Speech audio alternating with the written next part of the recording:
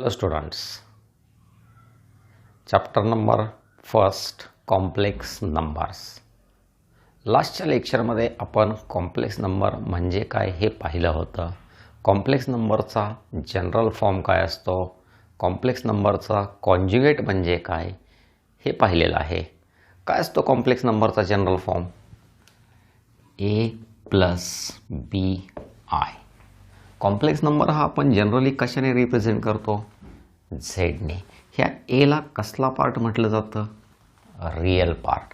आणि त्याचबरोबर ह्या बीला कसला पार्ट म्हटलं जातं? Imaginary part. फॉर एक्झाम्पल पण पाहिलेलं आहे, Z is equal to 3 plus 2i. Which is real part? 3. Imaginary part is 2. z is equal to 3 minus 2i. What is real part? 3. But imaginary is minus 2. If z is equal to 7i, then what is real part? 0. And imaginary part is 7. If z is equal to only 5, then real part is 5 and imaginary part is 0. त्यानंतर आपण conjugate of a complex number पाहिला होता. If the complex number is represented by Z, then its conjugate is represented by Z bar. मग complex नंबरचा conjugate म्हणजे काय असते? जर ए प्लस बी आय हा आपला दिलेला कॉम्प्लेक्स नंबर असेल, तर ए मायनस बी आय हा त्याचा काय असतो? कॉन्जुगेट असतो. आता हा पहिला complex number z is equal to 3 plus 2i, त्याचा कॉन्जुगेट म्हणजे झेड बार किती येतो? 3 minus 2i. Second complex number is z equal to 7i. Then what is its conjugate? Z bar is equal to minus 7i. तिसरा complex number काय आपला? z is equal to 5. Then its conjugate is only again 5. Why? We have to change the sign of only imaginary part. Now we have to see algebra of complex numbers. Algebra म्हटलं की basic operations आपल्याकडे किती असतात? Number first addition, number second subtraction, number third multiplication and number 4 division. See the first one, operation addition. When we have to take the addition of two complex numbers,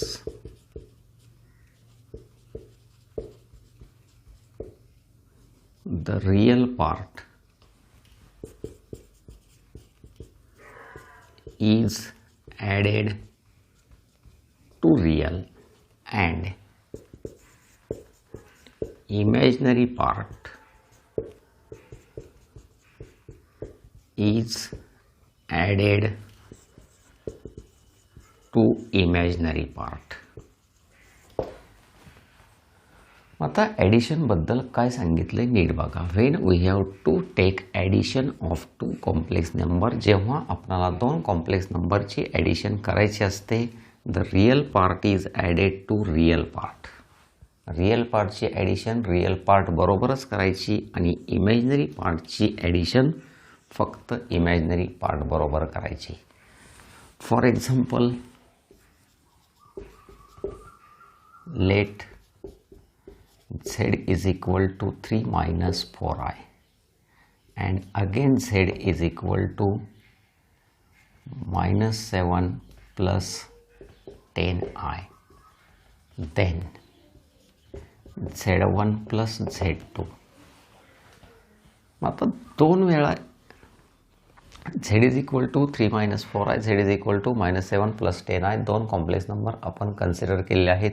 आणि ह्या दोघांच्या मध्ये variation दिसण्यासाठी पहिला complex number z1ने represent केला, दुसरा complex number z2ने represent केला. z1 plus z2 is equal to z1ची व्हॅल्यू पुटअप केली आपण 3 प्लस 4i प्लस z2ची value minus 7 plus 10i, that is equal to bracket open केल्या 3 प्लस 4i प्लसने आतमध्ये मल्टिप्लाय केला -7 - 10i. रियल पार्ट आपणाला एकत्र घ्यायचे आहेत. What is real? 3. Here is -7. 3 - 7 that is -4. 4i - 10i that is -6i. ही झाली तुमची दोन कॉम्प्लेक्स नंबरची addition. Then properties of addition.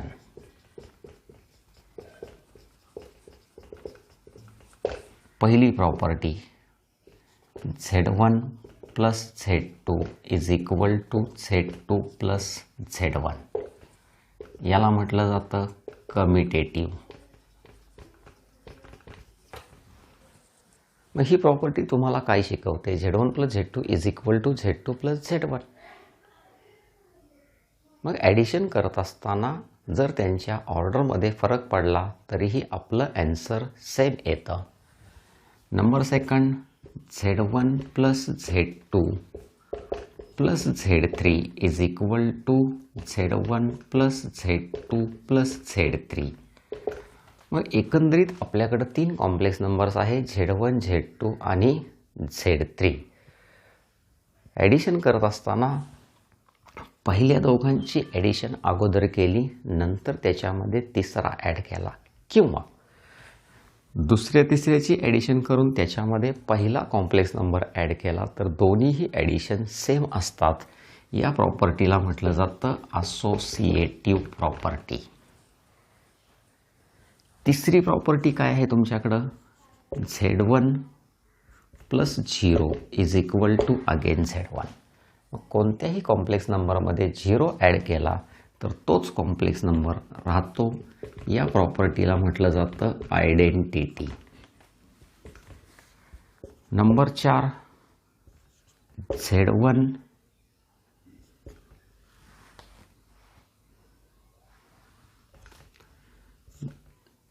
Z plus Z bar is equal to 2 times real Z. बघा काय सांगितलंय, Z plus Z bar is equal to 2 times real Z. दिलेला complex number आणि त्याचा कॉन्ज्युगेट दोघांची जर आपण ॲडिशन केली तर येणारी ॲडिशन रियल Z तर असतेच, पण ती 2 टाइम्स. फॉर एक्झाम्पल आपण चेक करू शकतो. Let Z is equal to 3 - 4i. मग तुम्हाला माहीत आहे Z बार किती येईल? 3 plus 4i. Z plus Z bar is equal to, टाकले व्हॅल्यूज आपण, 3 - 4i plus second bracket 3 plus 4i that is equal to, bracket open केल्या, -4i प्लस 4i कॅन्सल, किती आला? 3, 6 that is 2 into 3 and that is equal to 2 times of real Z. लास्टची property आपल्याला काय सांगते? Z1 plus Z2 bar is equal to Z1 bar plus Z2 bar.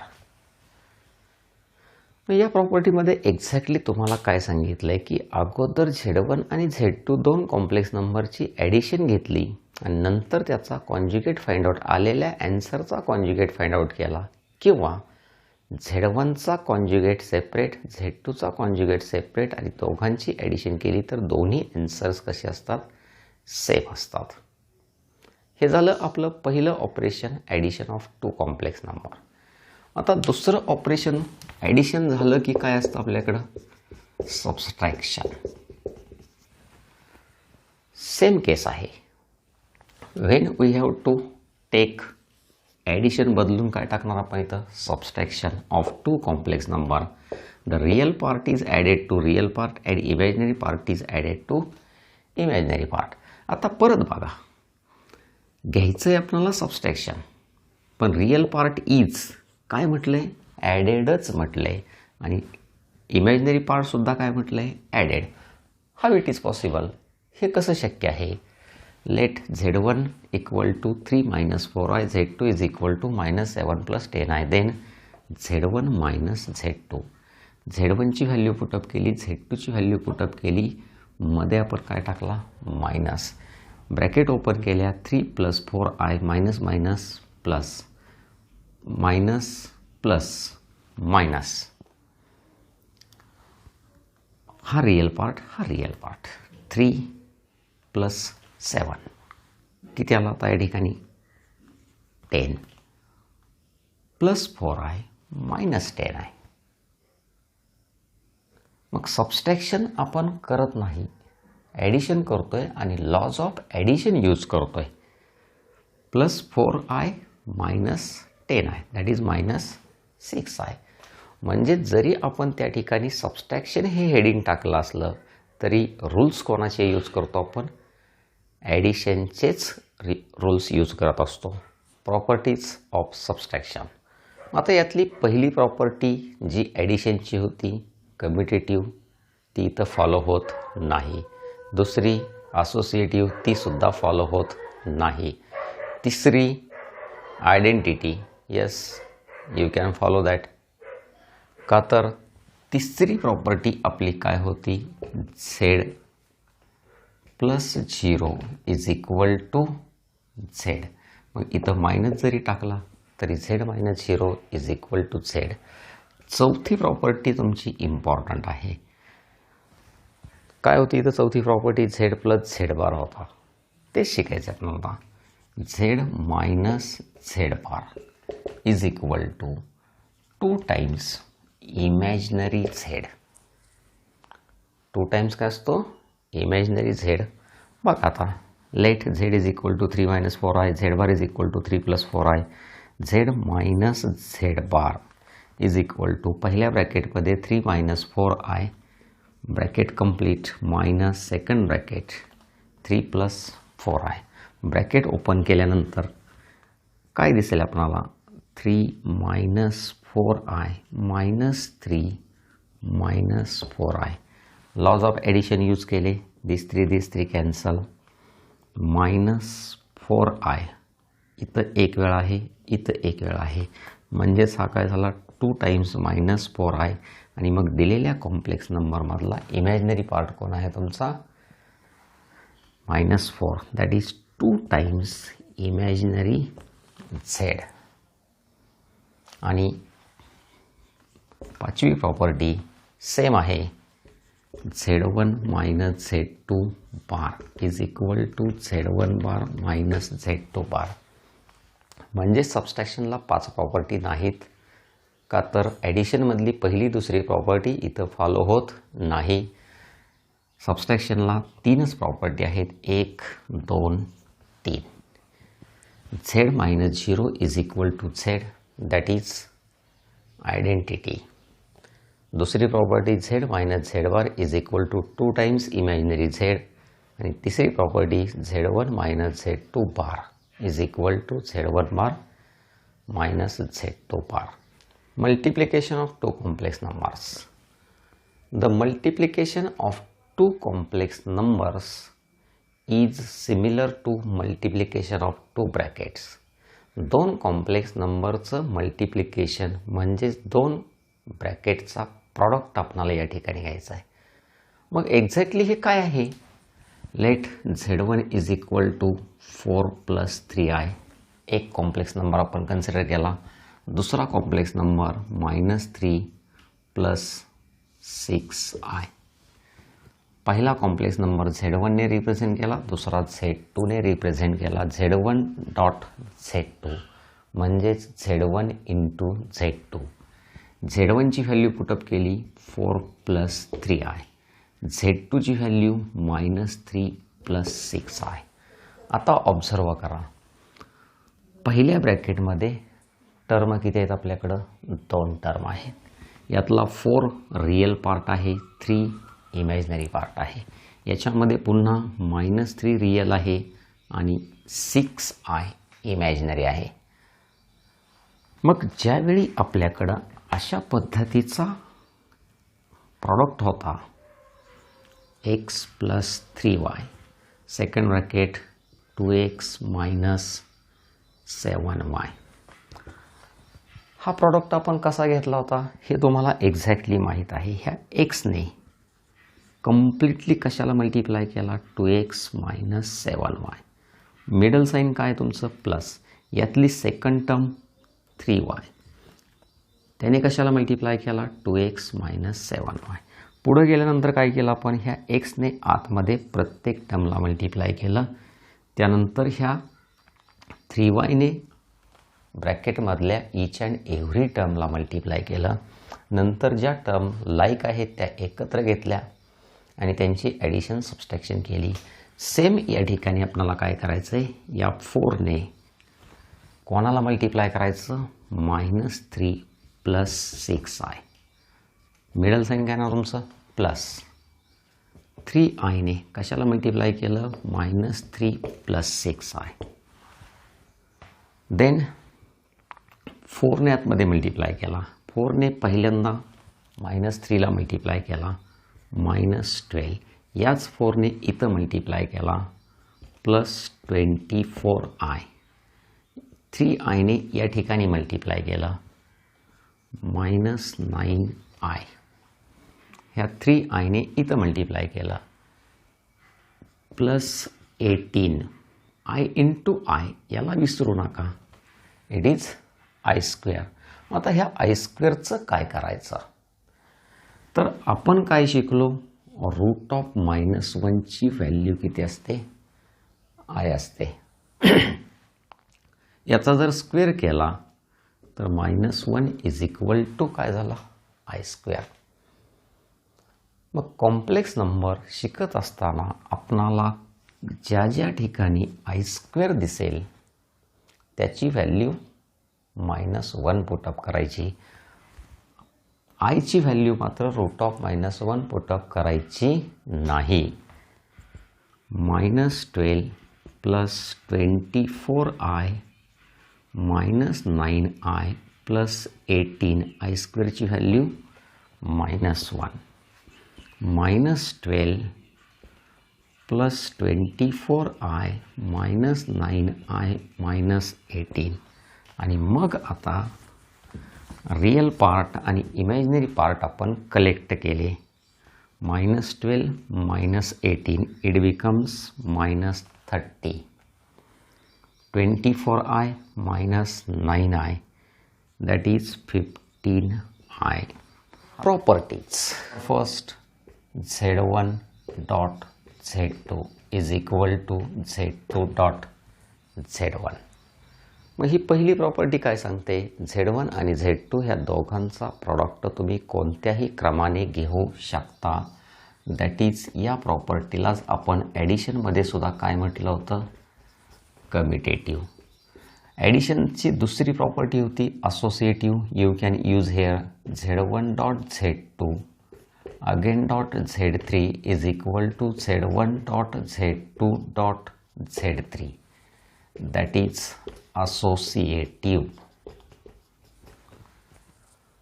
मग ह्या दुसऱ्या प्रॉपर्टीमध्ये काय सांगितलं, if we have given 3 complex number z1 z2 and z3. पहिल्यांदा z1 आणि z2चा प्रॉडक्ट घ्या, आलेल्या प्रॉडक्टला z3ने मल्टिप्लाय करा. एक नसल तर z2 आणि z3चा प्रॉडक्ट घ्या आणि येणाऱ्या प्रॉडक्टला z2ने मल्टिप्लाय करा, z1ने मल्टिप्लाय करा.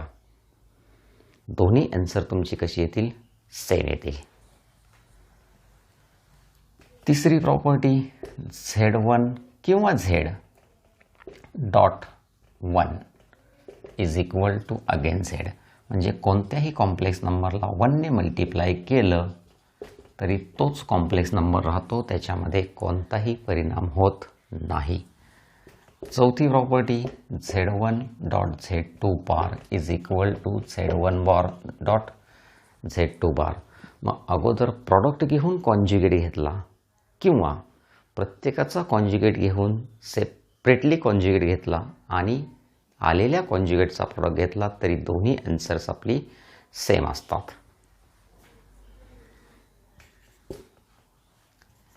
If z is equal to a plus bi, then z dot z bar is equal to a square plus b square.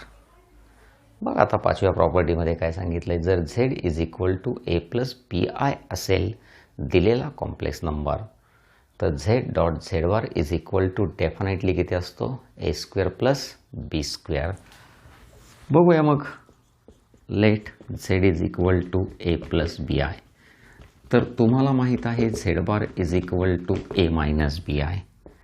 मग ह्या दोघांचा त्यांनी काय सांगितलं आहे, डॉट प्रॉडक्ट किंवा प्रॉडक्ट घ्यायचं आहे आपल्याला. Z dot z bar is equal to a plus b i second bracket a minus b i. कुठला फॉर्म्युला बसला या ठिकाणी, a plus b a minus बीचा, a square minus b square.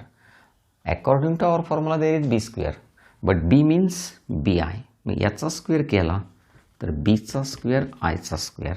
आणि आत्ताच आपण पाहिलं आय स्क्वेअरची व्हॅल्यू किती पुटअप करायची असते, -1. मायनस मायनस बिकम्स +1 ए स्क्वेअर प्लस बी स्क्वेअर. मग याच्यावरून आपण काय पाहिलं की जर आपणाला झेड इज इक्वल टू सांगितलं असेल 3 + 4i, याचा अर्थ एची व्हॅल्यू काय झाली 3, बीची व्हॅल्यू काय झाली 4. आणि MCQमध्ये आपल्याला विचारलं then the value of z dot z bar. तर झेड बार काढत बसायचं नाही, त्याचा प्रॉडक्ट घेत बसायचं नाही, सरळ ह्या एचा स्क्वेअर करायचा, ह्या बीचा स्क्वेअर करायचा. एचा स्क्वेअर किती आला 9, बीचा स्क्वेअर 16, 9 + 16 25 हे तुमचं ॲन्सर आहे.